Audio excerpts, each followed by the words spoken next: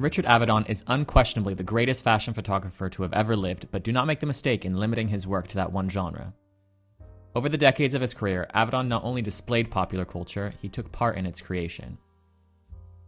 From his early work at Harper's Bazaar to his political portraiture, Richard Avedon revolutionized the profession of photography. Born in 1923, Richard Avedon was raised in an environment that incubated his artistic style. Father had a woman's specialty shop. It was called on Fifth Avenue. Yeah. It was called Avedon's Fifth Avenue. Yeah. And Harper's Bazaar, Vanity Fair, and Vogue were in the house every month because they had to be kept up to date with what was going on in the fashion business. So I saw the most beautiful photographs by Munkachi, by Steichen, by Bruhl, of theater, and of fashion, and the ones I liked, instead of putting baseball players' Dixie cup tops on my wall, I just tore them up and scotch taped them onto the wall, and I was surrounded by the great photography of the 30s as a sort of a visual influence. My father was a teacher, and he explained the principles of photography to me, because the Eastman Kodak box brownie was the big event in the mid-1920s when I was born, late 1920s. Every house had a box brownie, and it was so exciting to take photographs. And my father wanted me to understand what a negative was, what light on a negative did, and how a negative then reversed the process and printed on a sensitized paper. Right. And I was 9 years old.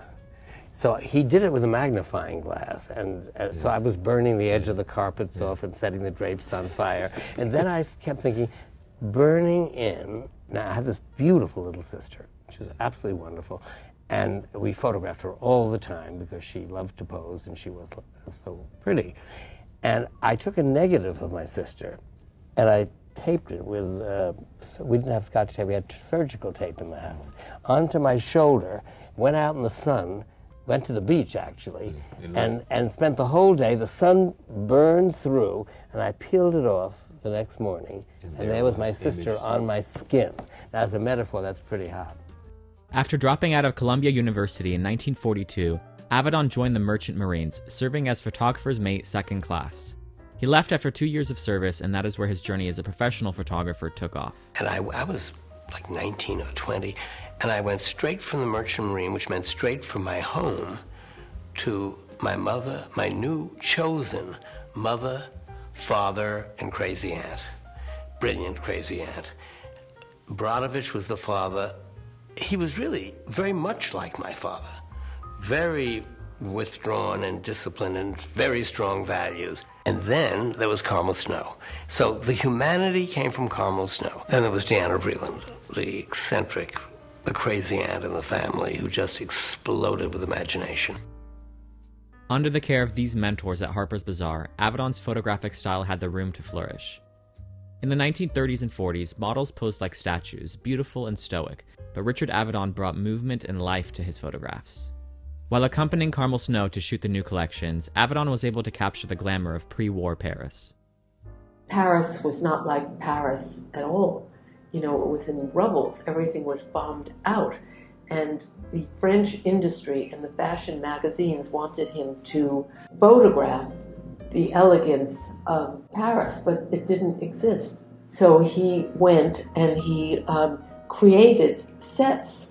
When he put someone at a pinball machine, the bistro was not like that. So when you see the people, the women coming out of their limousines, that was imagination.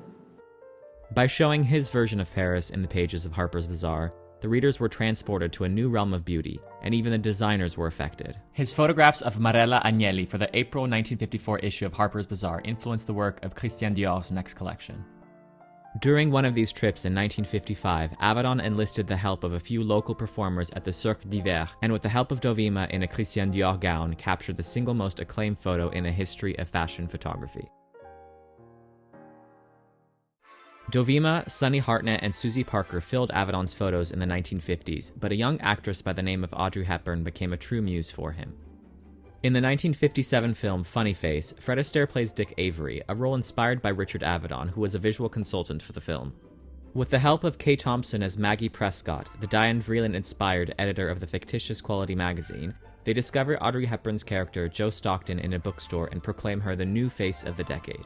Dick was very involved with the making of that movie as a special consultant, yet he was abandoned by the studio midway. Once he regaled me of tales about working on Funny Face and how much the studio hated him after they began shooting. They considered him over-involved, a nuisance, and he insisted that they once drugged him at lunch to keep him away from the editing room. According to him, he was their worst nightmare from start to finish. He found problems with everything, from camera angles to finished color processes. He described it as something he regretted getting involved with, which was baffling to me, seeing as how it's such a great and lasting document of his world.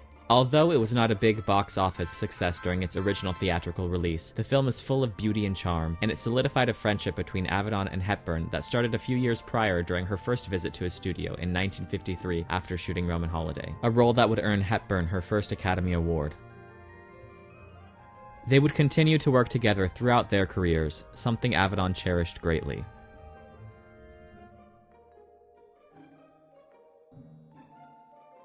There is another model involved in Funny Face whose story is intertwined with Avedon's pursuit of beauty, regardless of boundaries.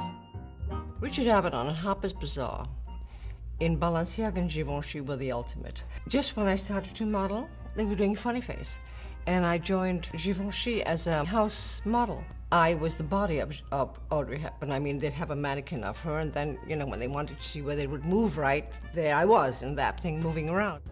Machado came to New York City in September 1958, her first time in front of the camera being at Avedon's studio, resulting in this iconic photograph. Although Diana Vreeland supported Avedon's creative control and choice in the models, the publisher of Harper's Bazaar, Robert McLeod, wanted to cut all of the images with Machado, but Avedon refused to remove them and would continue to shoot her for subsequent issues of Harper's Bazaar.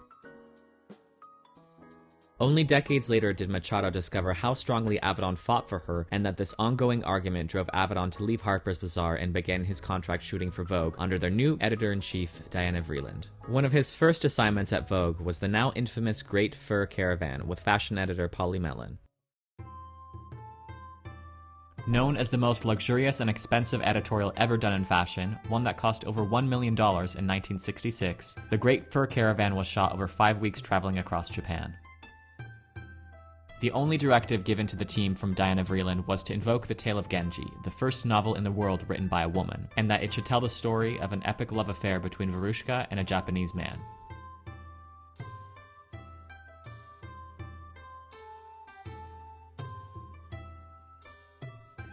Avedon wanted to find a man taller than Verushka to play her lover, which led them on a search across the country.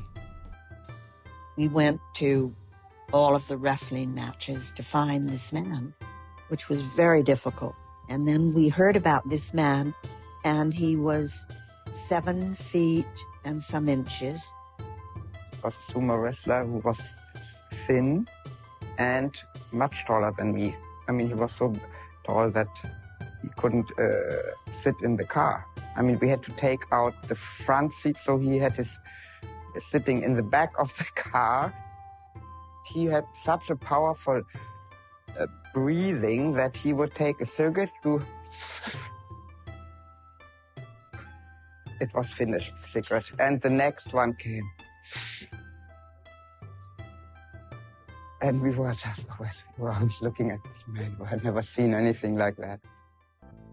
With the 1960s came a new energy, a new look, something Diana Vreeland and Richard Avedon were acutely in tune with. When Vreeland brought a young British model named Twiggy over to the States in 1967, the photos with Avedon launched her on a global scale, a fervor only intensified by Beatlemania.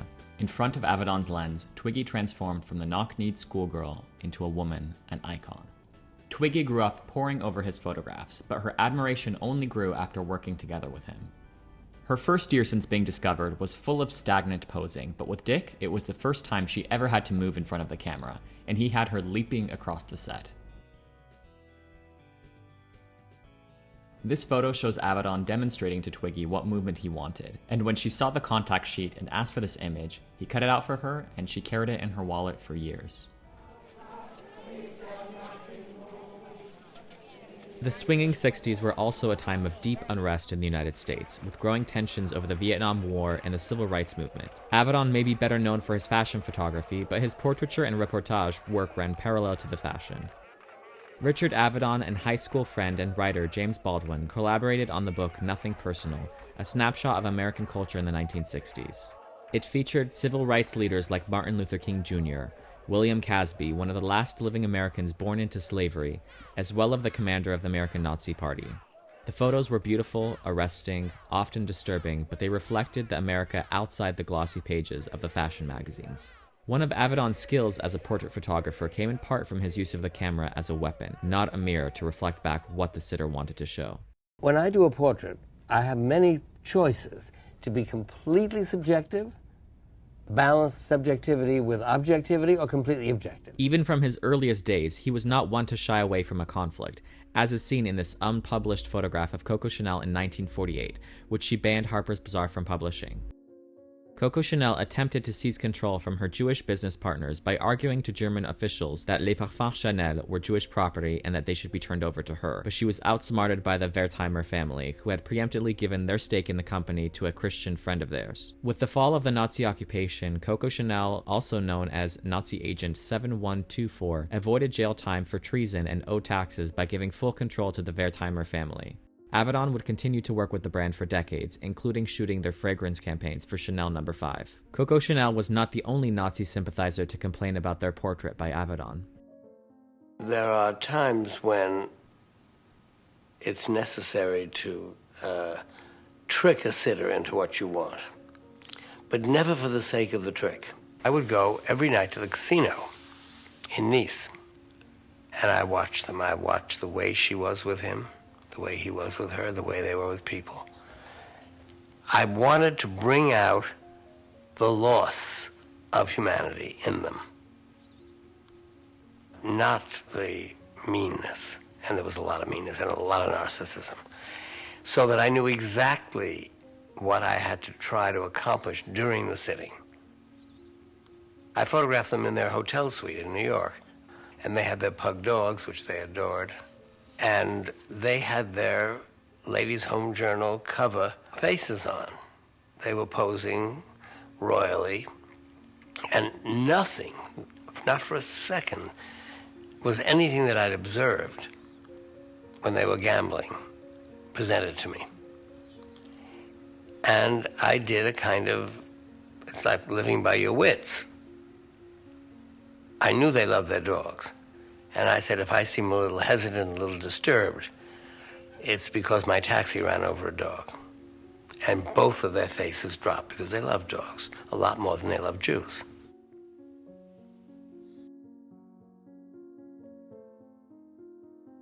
Despite there often being a dissonance from how the sitter saw themselves and the captured image, Avedon took portraits of everyone from the political elite to the greatest artists of the 20th century. To sit with Avedon and have him look at you is a fairly disconcerting experience because you realize that he's studying you. I don't know whether he's seeing inside you or not. I guess he would say he's not. I think I'm some kind of a reader, I used to love handwriting analysis, but that's nothing compared to reading a face. I think if I had decided to go into the fortune-telling business, or whatever you call it, I probably would have been very good.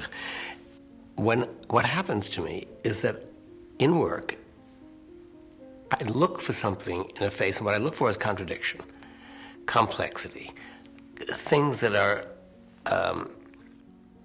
contradictory and at the same time connected. Movement is a common element in Avedon's photographs, so it is no surprise how strongly he was able to relate to musicians throughout his career. From the Beatles to Bob Dylan, Streisand to Sondheim, his portraits were as dynamic as those he captured. I work out of a series of no's.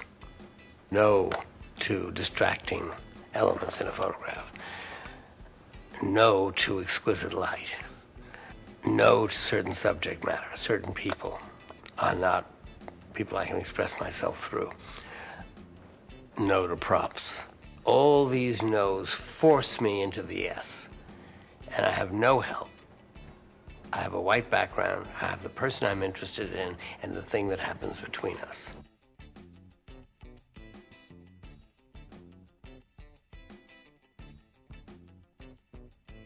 There was one time when the face was like an explosion. For years, it was this explosion. When an explosion happens, you don't know where it's going to fly, where it's going to go, where the teeth are going to be, where the eye is going to be, what the contradictions are going to be within the face. Is this the laugh cynical? Is it ironic? Is it pain? Is it a scream? Is it all this concerned me.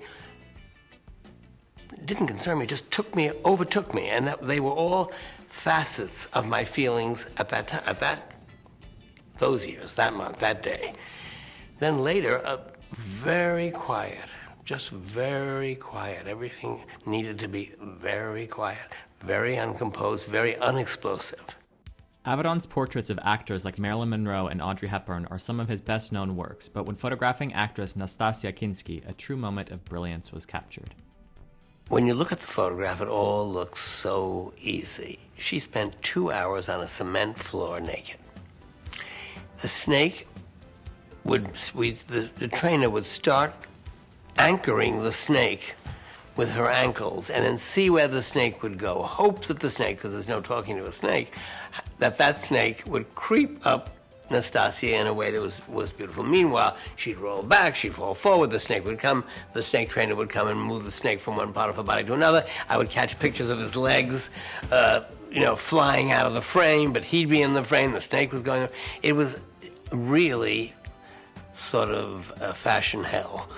And the snake started up her legs. She opened up one leg, the snake wound up her little naked body. Calm and strong, smooth, big muscle. And up onto her shoulder and go towards her face. And I said, Nastassja, this is it. Quickly, relax. And when it got to her ear, he kissed her with his tongue, and Dick got the picture. And I was crying. She rose to the moment, the snake rose to the moment, I rose to the moment, and it was one of those absolutely magical things that happen when nothing you planned could equal the random and I accident wasn't of something terrified, beautiful. I wasn't afraid. A wonderful feeling, actually. I love animals. I couldn't speak. It was extraordinary, sexual, seductive, special, rare moment. And Dick Avedon caught the one time that snake kissed her ear. When it came to shooting commercial work, Avedon infused his own signature style into the images, blurring the lines between art and commerce, as well as developing a visual vocabulary for those brands that continued for decades. Revlon was one of the earlier big brands that he established a relationship with, dating back to his early work with Susie Parker. The Unforgettable Women campaign was a defining moment for the company, one which fashion designer Isaac Mizrahi writes about in his memoir, I Am. They were designed as double-page spreads with 4 or 5 gorgeous women from all different generations. Christy Turlington, Iman, Tatiana Patiz, Cindy Crawford, Rachel Williams, Lauren Hutton. One day, Julie called and asked me about a piece from my first collection and whether I could make it for her in black by the following week. I taxied up with my garment bag for an extra early call that day. When I got there, Dick wasn't in his usual jeans, but instead in a gray flannel suit and tie. He seemed more anxious than usual. I said, "What's with the suit?" And he said, "For the great one, I wear a suit." Audrey Hepburn walked in wearing a black raincoat to the knee, a kerchief over her hair, and dark glasses. Dick took me over and introduced us, then left us alone to make further preparations. When we were alone, I froze, but she immediately made me feel at ease. When she saw the coat on the hanger, she sighed and said, "Beautiful," in a vocal expression of hers I'd noted before, which sounded almost like crying. Sitting on the set that day, watching her and Dick work together was like witnessing a miracle. Dick said, "Okay, now, Audrey, look down. And each time you look up at me, I want something fresh and new." She looked down, then up with a half smile, then down, then up with a mysterious gaze, and so on, down, up, with a huge grin, snap, snap. My coat looked flawless, and her neck looked about a mile long. Her hand was in the shot, touching the big ruffle around her neck. I remember the discussions at Dick's studio afterwards. The art directors felt her hand looked too big. So in the end, they swapped it out for that of a hand model. And if you look at the picture now, the hand seems way too small. It's fun. The food is good. The thing is silly. And the people you meet are... the respect that I have for the hairdressers, for the art directors, for the account executives, and what they live through with their clients who don't get what they're trying to do. It's like a little circus of intention, of hard, disciplined, crafted work to sell. This is a capitalist country, to sell the products that are made that people seem to want. A perfect example of Avedon's blend of art and commerce is his work for June Ropé. Lauren, that's fantastic. June Ropé was a material company, I believe. And Dick said to them, well, let us dispense with the actual business. He said, all you have to do is sell the dream. You have to sell an illusion. You have to show an idea of glamour and associate your name with it. And this was a very early idea. We were driving. The truck was down. First he wasn't worried, but the car went out of control. And we bashed into the truck once, everybody twice, out. 3 times. Angel. Angel, dear. Hold it. He woke up, and she was slumped over the wheel of her car. Okay, everybody out. Angel.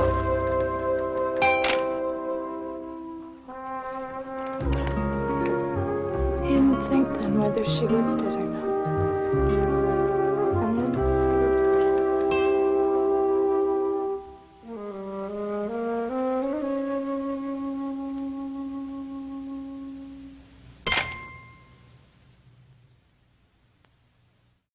he's here. Get the film.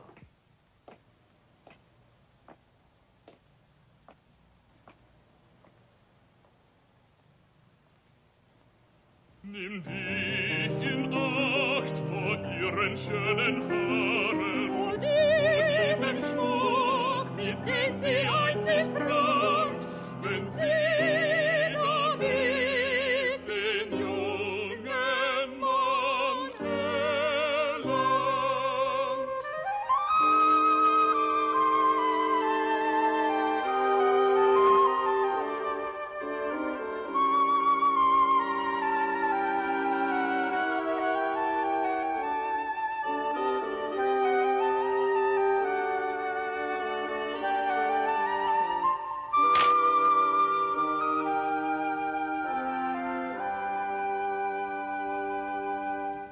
Arguably his most impactful, controversial, and iconic work was for a young designer named Calvin Klein, who was launching a denim collection.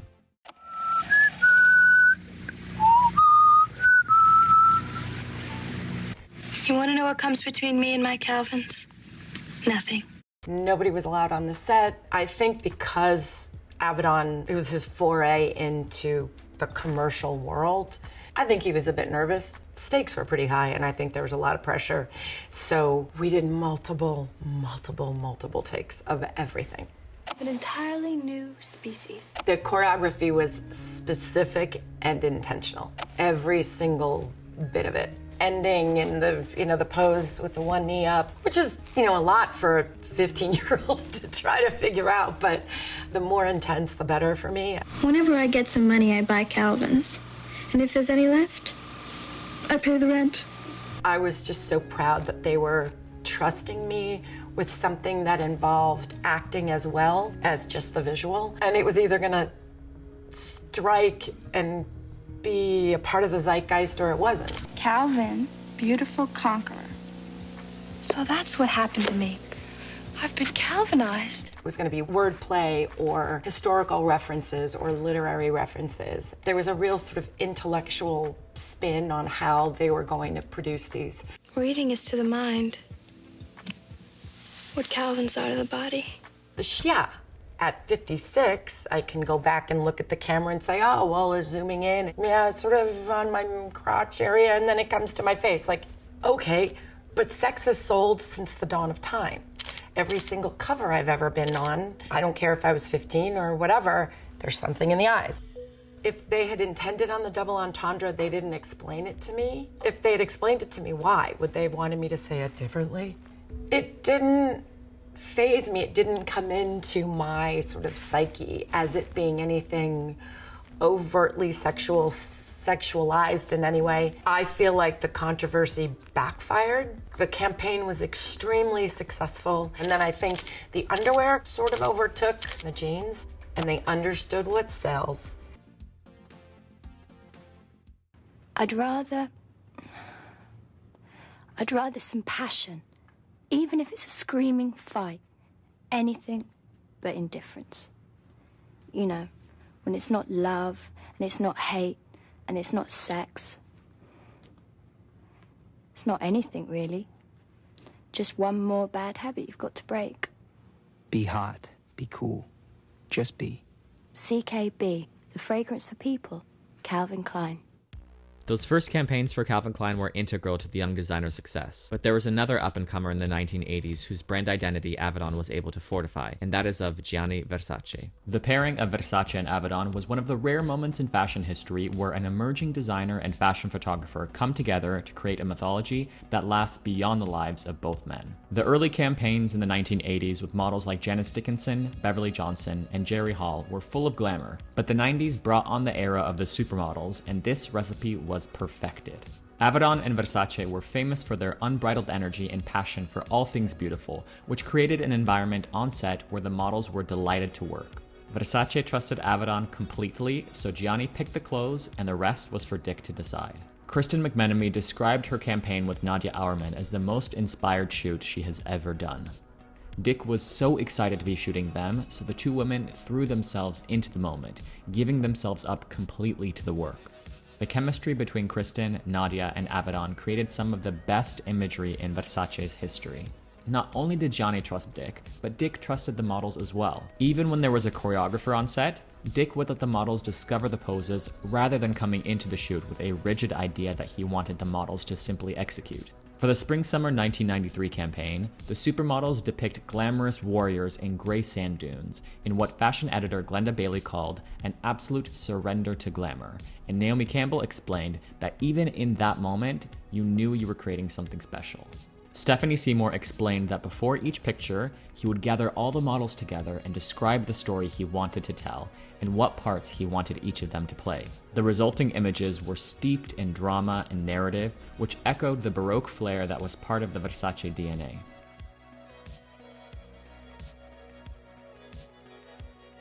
Another unique element in Avedon's photos for Versace was how he used the male form in a very different way to the stoic masculinity being sold by the other fashion houses. He subverted the trope of women as props by flipping the script, showing an Adonis under the spell of these powerful women, surrendering to their beauty. Their bodies were the masculine ideal, but the energy was decidedly feminine, even tender. The visionary talent of Gianni Versace was tragically ended when he was murdered on the steps of his Miami Beach home, but the transcendent photographs that resulted in his collaboration with Dick Avedon have kept his legacy alive decades later. In the midst of shooting these high-glamour fantasy images for Versace, Avedon embarked on a mission to show the humble reality of how many Americans were living, which culminated in his series, The American West. 7 years you spent about the American West, photographing the American West and the characters out there, and we must have some of these here, I'm sure. Then that was different, though, because you chose them, and you almost chose them because they expressed some idea that you had rather than what they might express on their own. Exactly. Now, so we have two things going. First of all, it was in the Reagan years. Everything was wonderful, and I went out west. Morning in America. Morning in America. Absolutely, Morning in America. And I went out west to do this body of work because I knew that since I had never done the working man, I had done only the people I knew, power, entertainers, artists, fashion, that my portrait of America would never be complete unless I attempted, at least. And I certainly didn't think I could succeed at all. I went out there. There was no John Wayne, except in the Marlboro as they worshipped. There were, the steel mills had folded, the farm, you know what happened to farming, you know what happened to the oil boom. I went out, and those people in the book that are called drifters, they weren't drifting because it was fun. They were looking all over the West for the next job. And my heart was, broken. Also, the sense of there's something about people who are not, I've been so used to people who are aware of the camera and had a great sense of self-image.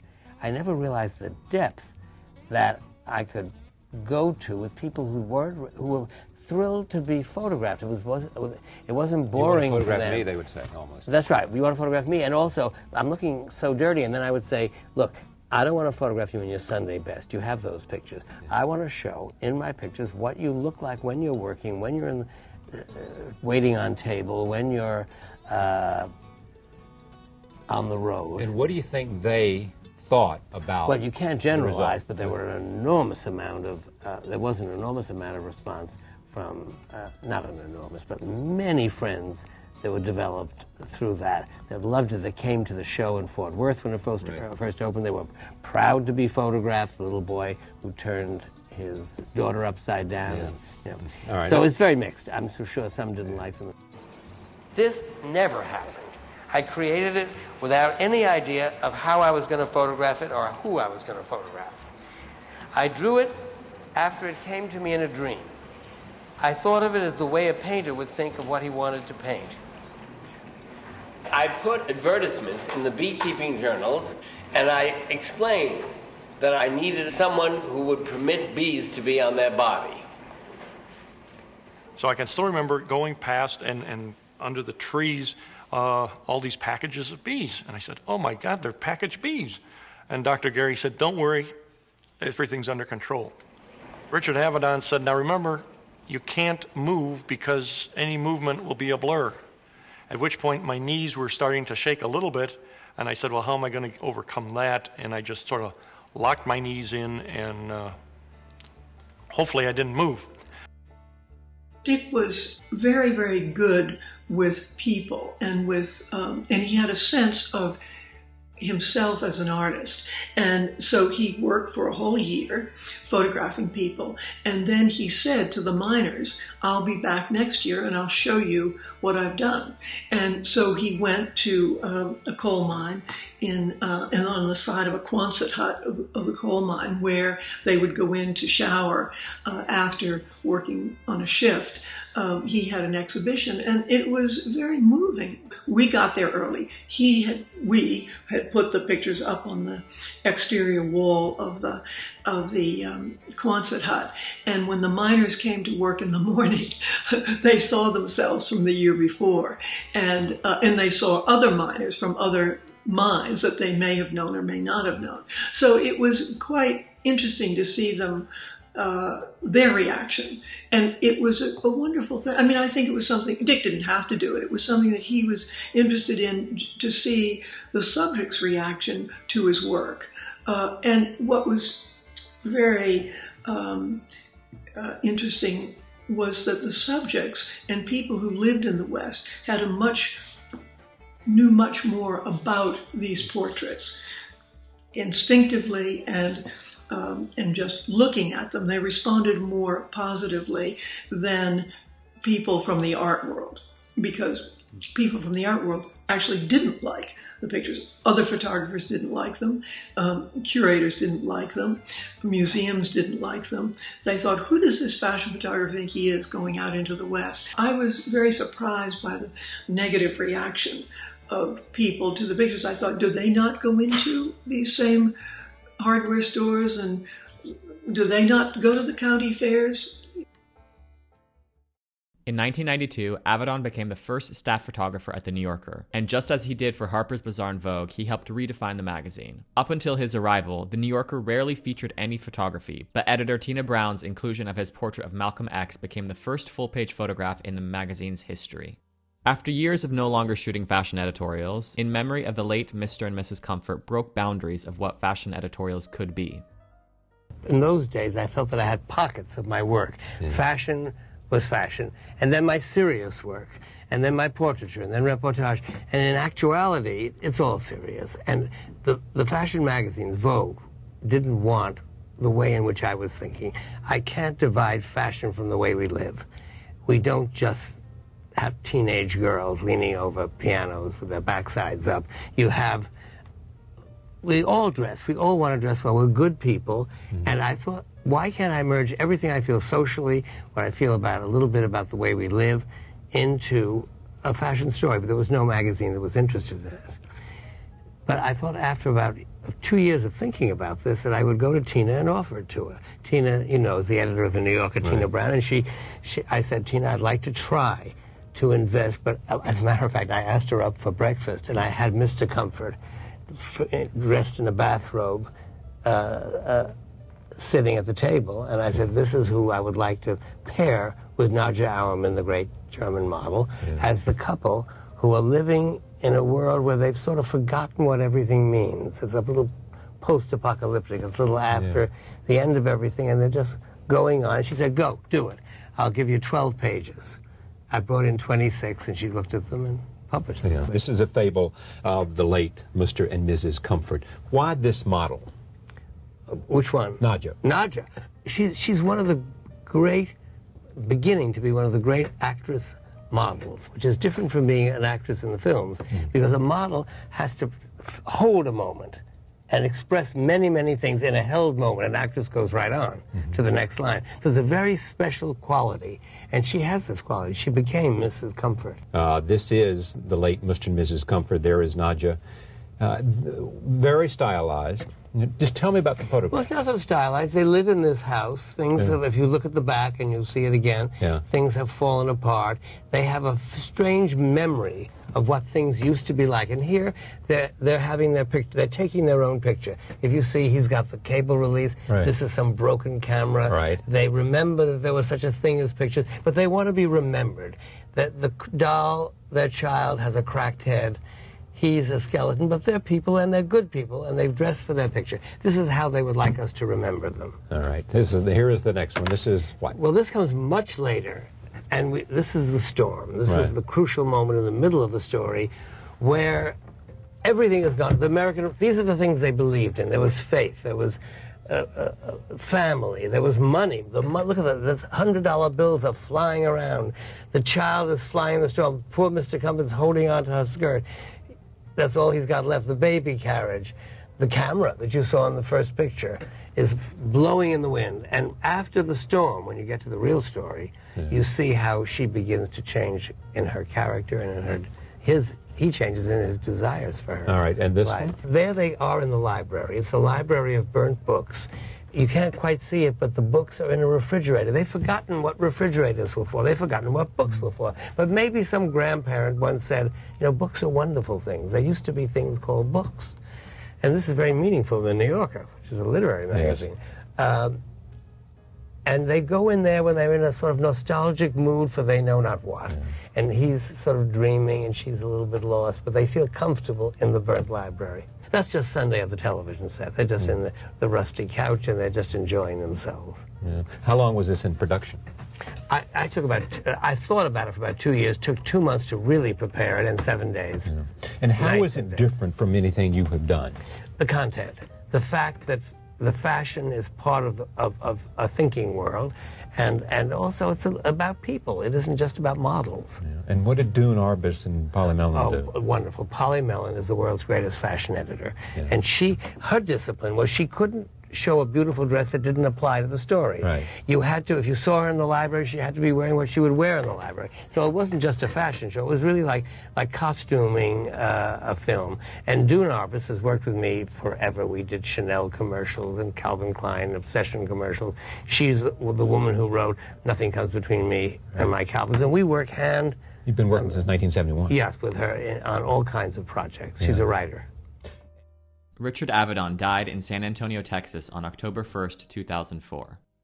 He was there shooting Iraqi veterans on a new project called Democracy that focused on the run-up of the 2004 U.S. presidential elections.